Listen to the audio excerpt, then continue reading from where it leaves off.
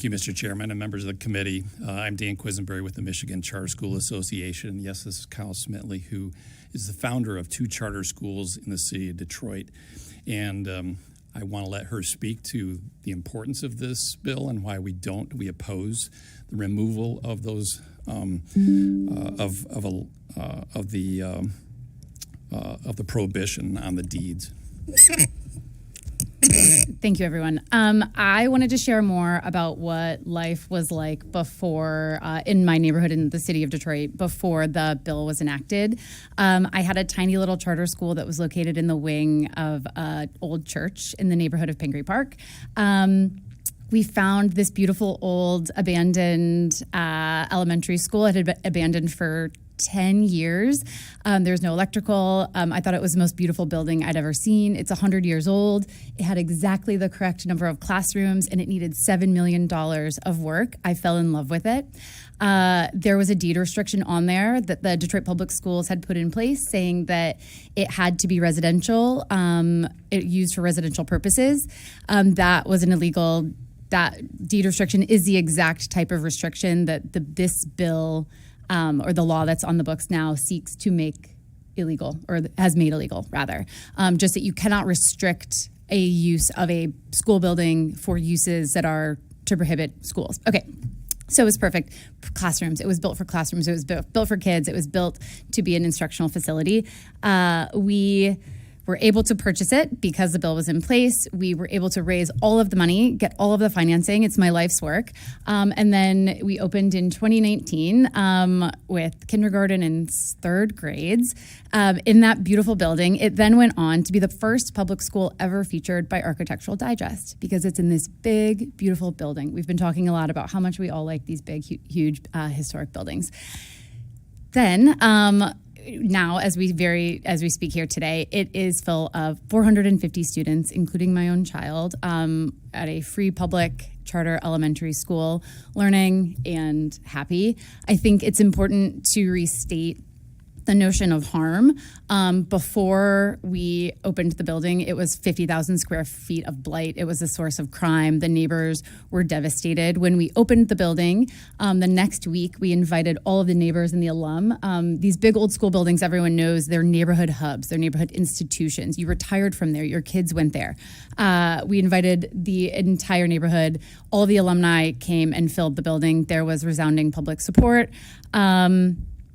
So it's, I think, important to realize, to reframe the notion of harm as being present when there is a big, huge, empty building that is being restricted from people who want to use it and repurpose it to do what it was intended to do.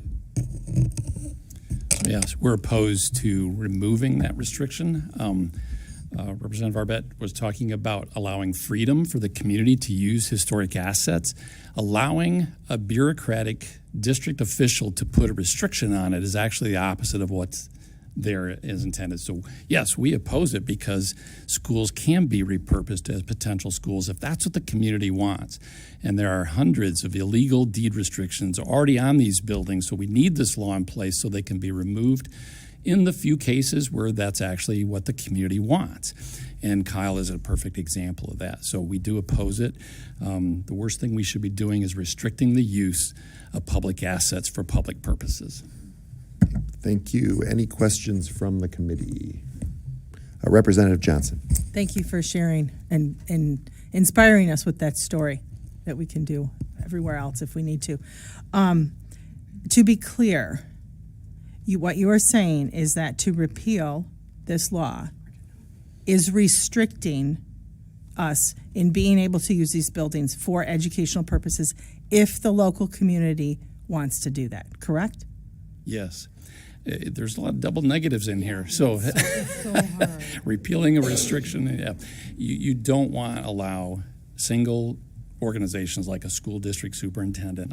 I support school district superintendents, but if they put deed restrictions on there, it can fly in the face of what everyone else in the community wants to do with that public asset. Assets that taxpayers have paid for and might have to repay for if they have to recreate assets. So this is removing, not allowing them to restrict the use of a public asset. So instead of repealing this, we could encourage not to consider not demolishing these beautiful buildings. Yes. We could go in that direction. And like I said, I agree with Representative Arbit. I agree with the effort to keep good buildings in good standing that we have paid for, invested in. They're part of the community, part of the history. That would be a better direction than repealing this, correct? There's nothing in the current law that prohibits people from using it for all the purposes they want to and saving buildings. Why do people make decisions to demolish a public asset? Makes no sense to me under any circumstance. The current law doesn't require them to do that. Thank you. Representative Wagella. Hi, I have two questions, and I think kind of points I want to make here. But first off, I think one of my questions was going to be, why don't school districts want to sell to charter schools?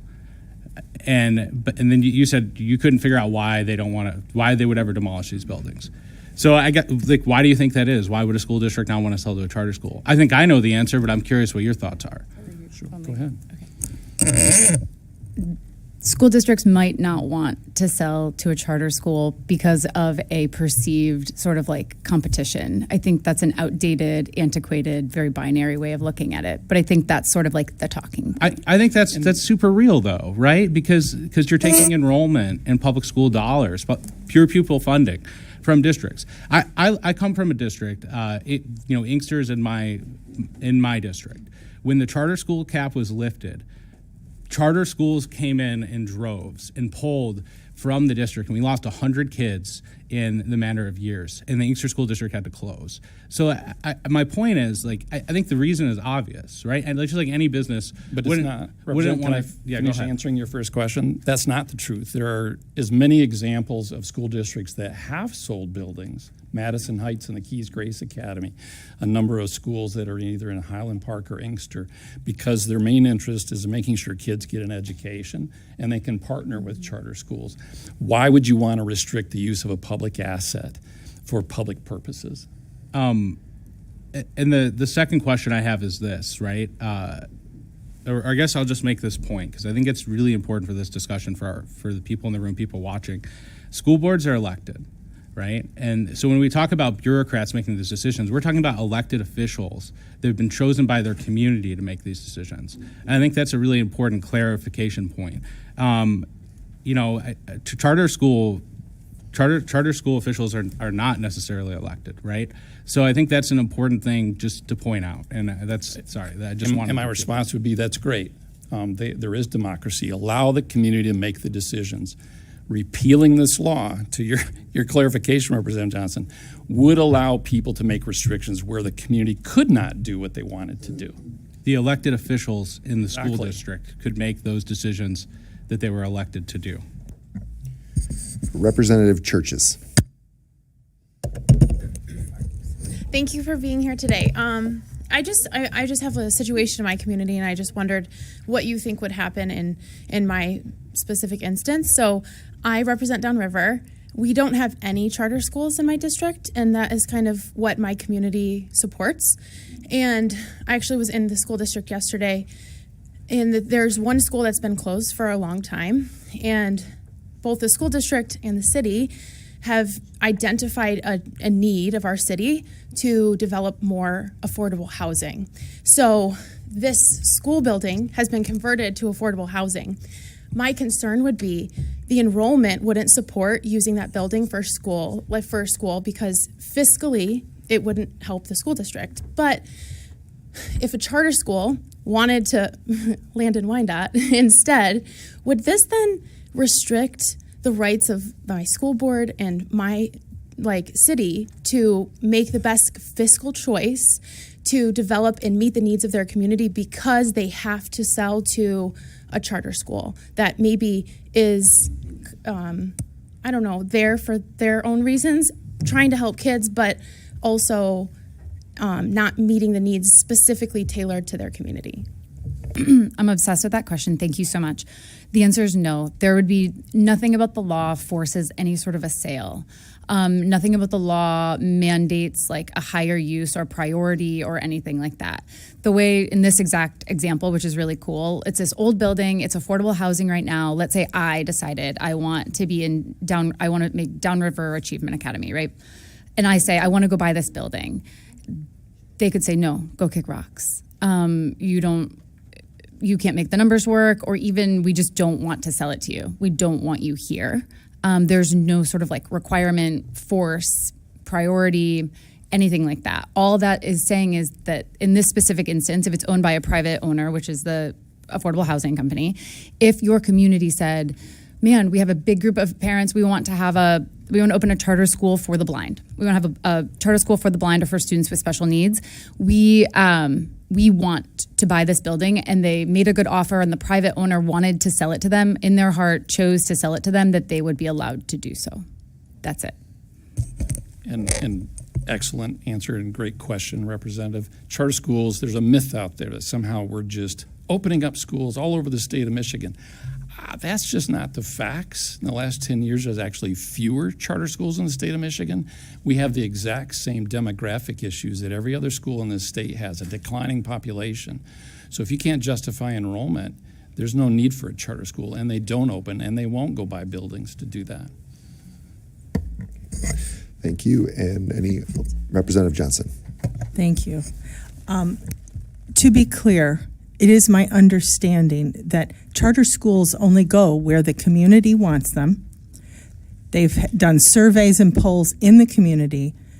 One of these state universities partners with the charter school. Generally, this takes 2 to 4 years of a process of vetting the community, the parents, the state university approves of this charter school being in this place in the state of Michigan. Everybody has to approve it, and it takes roughly 2 to 4 years to go through the approval process, prove that the community wants it, et cetera. This is not any light matter, and if I'm clear, charter schools do not decide where they go.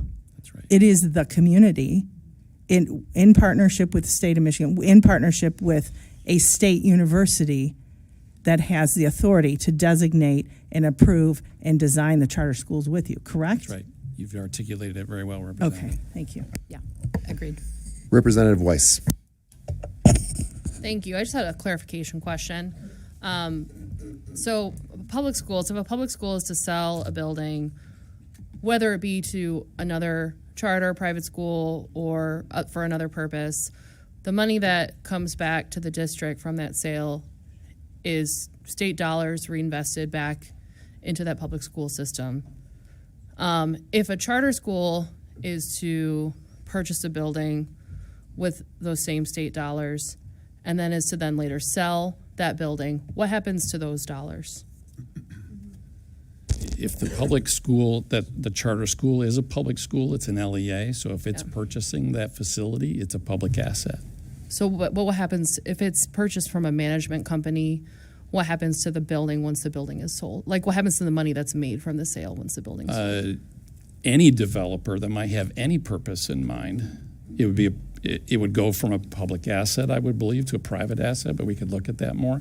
The point would be that would still be a community decision on who's going to buy it and for what uses and where those assets I'm not are even gonna asking go. about who's going to buy it and who buys it. I'm just saying the money that is made from the who buys sale. it is important and what their Sure. tax status is. But you wanted to say something? I think a lot of these sales too, the deed restriction comes in not when it's like a traditional public school sale to a charter school. Typically, the deed restriction is at play. I believe in the instance in Kiko Harbor as well, where it's a traditional district selling to another entity, like a private developer who has a big dream, but then gets nervous with the dollars, who then sells to a public school academy. But then the restriction is the thing that causes the problems. But I think there's a lot of, as someone who manages the books for my charter school, we're audited super heavily in terms of like our state dollars and what we're doing. So speaking personally, we don't have a management company. We're a nonprofit public charter school. All of those dollars then are like, if we were to dissolve or we were to be sold, it would be like a state dollar audited tracked thing. It's not like it just evaporates into like a private. That makes sense for yours. So I'm talking about more in terms of specifically for management companies, not nonprofit charters, but management companies. If a building is sold for whatever purpose, what happens with the revenue that's made from that sale, and what method do we have of tracking that? Question we could follow up more. I want to make sure I'm being precise, but generally, that's why I was trying to relate it to a developer. Let's say it's this building that's being talked about today is going to be used for housing, and a private developer comes and purchases it. It'll become a private asset, and the public is being paid for that. In the situation you're talking about, where there are some private companies that seek facilities for the use of a public charter school, it become a private asset, I believe, at that point, but the public would be being paid for that. But you're not restricting the community from saying that's what we want to do. There's nothing in the current law that requires that.